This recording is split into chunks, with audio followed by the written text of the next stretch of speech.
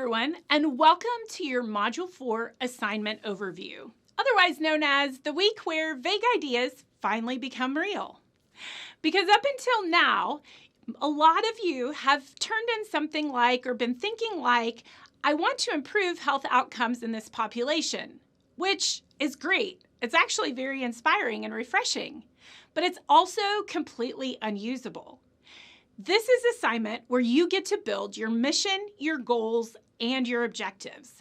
And taken together, these answer what this program is actually doing and how will we know that it actually worked. So let's break this down a little bit. Your mission. Well, this is the big picture purpose of what your program is. It should answer who you are serving and what you are trying to accomplish. It should absolutely not be a paragraph, a philosophy statement, or some kind of mix of a life story and your hopes and wishes and dreams.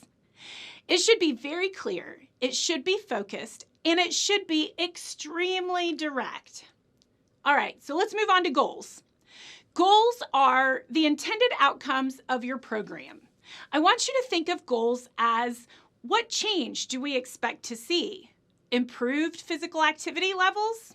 Maybe. Reduced risk factors? Or maybe just increased knowledge or awareness. Students often confuse goals and objectives. So here's the distinction. Goals are broad. They're usually directional and outcome focused. So now let's talk about objectives. And this is where it gets real. Objectives are where you can no longer be vague. Your objectives must be SMART. Now, remember that SMART stands for specific, measurable, achievable, relevant, and time-bound. And the time-bound part is really important. So instead of writing, participants will exercise more. Well, that sounds great, right? Well, but instead, you should be writing something a bit more SMART. By the end of 12 weeks, participants will increase moderate to intensity physical activity to at least 150 minutes per week. If I can't measure it, it's not an objective. Now let's move on to common mistakes. Just to save you time now. Objectives that are not measurable. If it says increased awareness or improve health, well, that's not measurable. So change it up to make it measurable. Mistake number 2, goals that don't match the actual mission. Remember that everything should be connected. Your mission leads to goals. Your goals lead to objectives. And if these don't align, well, then your program will definitely fall apart. Mistake number 3, writing objectives that are not realistic. If your objective says something like, we're going to eliminate obesity in 8 weeks. No, we're not doing miracles here.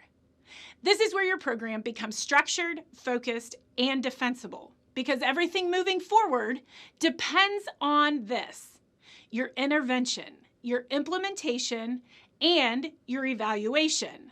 If your objectives are weak, your entire program is weak because you don't know if you're actually achieving your goals or your missions.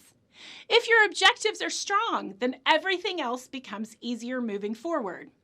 What else should you be aiming for? Well, by the end of this assignment, you should definitely have a clear mission, well-aligned goals, measurable objectives, and a program that actually makes sense.